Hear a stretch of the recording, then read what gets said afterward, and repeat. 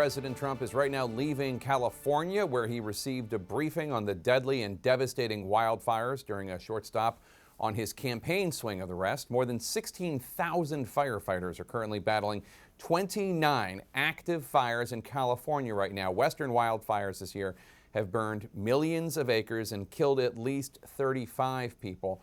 The policy differences on environmental issues between President Trump and Democratic challenger Joe Biden could not be clearer. Biden, echoing scientific consensus, noted this afternoon that the increasing frequency and intensity of these severe weather events demonstrate a need, in his view, to tackle the climate crisis. President Trump, conversely, seems to be blaming Californians for not sufficiently raking leaves in the forest and continuing better forest management, even though, as the governor just pointed out to President Trump, the vast majority of the forests in California are federal. And President Trump's push against climate science is something that one California official took issue with today when he met President Trump. And we're seeing this warming trend make our summers warmer, but also our winters warmer as well. If we ignore that science and sort of put our head in the sand and think it's all about vegetation management, we're not going to succeed together protecting Californians. Okay, it'll start getting cooler. You just watch. I wish science agreed with you. Hey, well, I don't think science knows, actually.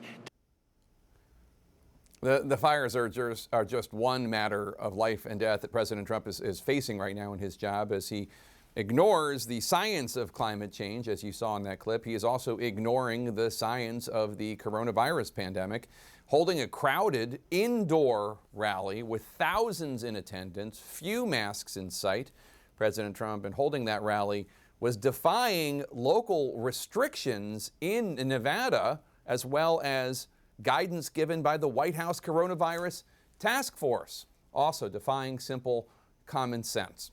As the U.S. approaches 195,000 deaths from COVID-19, less than 5% of the world's population, more than 20% of the coronavirus deaths worldwide, according to official statistics. It's a comparative failure with any other Western wealthy nation. And now CNN has exclusively obtained a new recording of President Trump talking to author Bob Woodward with President Trump a month ago today, bewilderingly insisting that he could not have done anything more to save lives, as CNN's Caitlin Collins reports. With fires ravaging the West Coast, President Trump made a brief stop in California to assess the damage after being criticized for largely staying silent on the devastation he's blamed on forest management. There has to be good, strong forest management, which I've been talking about for 3 years. As he met with California Governor Gavin Newsom in a stop added 2 days ago, the trip only emphasized Trump's reluctance to accept climate change.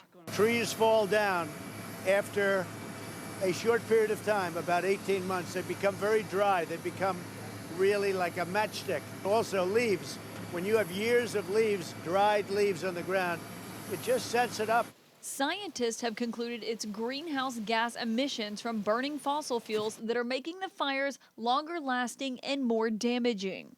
Is there a climate change issue in California? You'll have to ask the governor that question. I don't want to step on his toes. But please respect, and I know you do, the difference of opinion out here as it relates to this fundamental issue on the issue of climate change. Former Vice President Joe Biden said Trump doesn't listen to the experts. If you give a climate arsonist 4 more years in the White House, why would anyone be surprised if we have more America ablaze? The president's visit coming after he held a rally with thousands of people indoors yesterday, blatantly defying the governor of Nevada's order limiting indoor gatherings to 50 people. Many in the audience weren't wearing masks, and Trump openly mocked the governor's restriction. And if the governor comes after you, which he shouldn't be doing, I'll be with you all the way. Trump told the Las Vegas Review-Journal that the limitations didn't apply to him and he wasn't worried about getting COVID-19 from being in the room. No, I'm not concerned. I'm more concerned about how close you are, to be honest. The revelation that Trump knew the dangers of coronavirus came from Bob Woodward's book. In new audio obtained by CNN today, Trump repeatedly asked Woodward how the pandemic would affect his re-election chances. So you think the virus totally supersedes the economy? Oh, sure. but they're related, as you know. A little bit, yeah. Trump also told Woodward nothing more could have been done on COVID, despite what Dr. Anthony Fauci told Jake Tapper in April. I mean, obviously, you could logically say that if you had a process that was ongoing and you started mitigation earlier, you could have saved lives. Now, Jake, the president has just left California. He is now on his way to Arizona, where he's going to be holding a Latinos for Trump event. As polls show, he is edging Joe Biden out with that group. But I want you to look at the room where the president is going to host this event. We've got our team in the room. See how many chairs there are and how closely they are together. Our team counted over 500 chairs, though, of course, it's unclear yet if all of them are going to be filled. But it just shows you, if so, this is going to be another event where the president is throwing these COVID-19 precautions to the wind, basically. And we know that the virus has struck minority groups, Latinos and African Americans, disproportionately hard. Caitlin Collins, thanks so much. Joining me now is Congressman John Garamendi of California, a Democrat, and the largest fire in state history is currently burning in his district. The fire is just 30% contained. Garamendi is also a surrogate for the Biden campaign. Congressman, thanks for joining us. President Trump today focused on forest management as the solution for alleviating some of the fires and for the problem in the future. You have touted your efforts on preventative forest management to make them more resilient to wildfires. So is there any truth to what the president is saying here? Certainly there is. Certainly we do need to manage the forest better. Certainly there are many things that can be done. But I noticed he didn't bring a rake with him, nor did he bring money. That's what it's going to take to do it. And it's only this year that we were able to set up a funding mechanism for the U.S. Forest Service that allows them to manage the forest with some money. Previously, all the money was spent on fighting the fires. Nothing was left to manage the forest. But the issue is far, far bigger than raking the leaves. It's an issue that we have to deal with climate change. Jake, we knew back in the 1990s. I was Deputy Secretary at the Department of Interior. In the run-up to the Kyoto Climate Conference in 1998, we studied what would happen if the climate got warmer. We predicted exactly what is happening today with hurricanes, with floods, with superstorms, and with fires. We knew the forests were going to die, and here we are 22 years later, and the president denies climate change. This man is a danger, not only the pandemic, but he's a danger to our communities. And also, Congressman, Governor Newsom, California Democratic Governor Newsom today pointed out to President Trump that a majority of the forests in California, I think I have this right, are federal lands, and it's a small minority that are state lands. Is that correct? And how does that relate to this issue of management of the forests?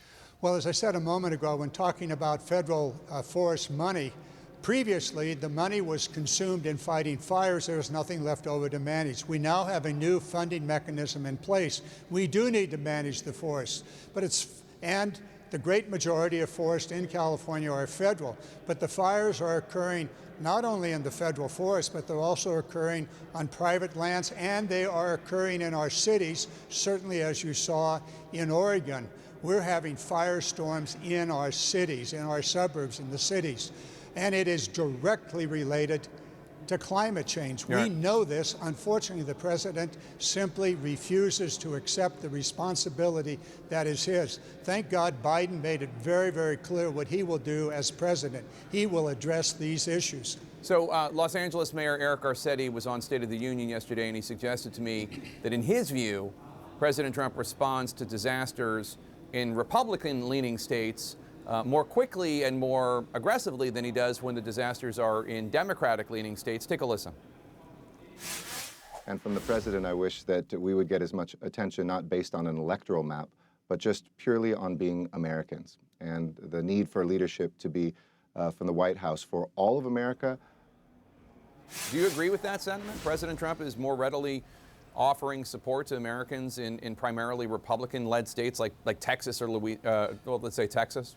Well, we certainly know that the president is paying attention to the red states, and even more so to the states that are in play, the swing states. With regard to California, yes, we do need federal help, we do need assistance, and frankly, we need the HEROES bill. Unfortunately, the president refuses to recognize that state local governments around this nation, red, blue, independent, whomever, swing and not, are all hurting for money. And so the HEROES bill, which is in play, which is unfortunately not in play here in the Senate, has to provide the money that these local governments need, not just to sustain the firefight, but also all of the fighting the coronavirus, the testing, the tracing, all of those things. And I must go back and Biden gave an exceptional speech earlier today, just ahead of the president, and the stark difference between a Biden that's looking to the future, protecting America from all of the climate catastrophes that are already with us, and a president that simply denies that there even exists such a problem. We've got to make a change. We cannot let time go by any longer without fully addressing the climate crisis, and Biden laid it out clearly what he would do.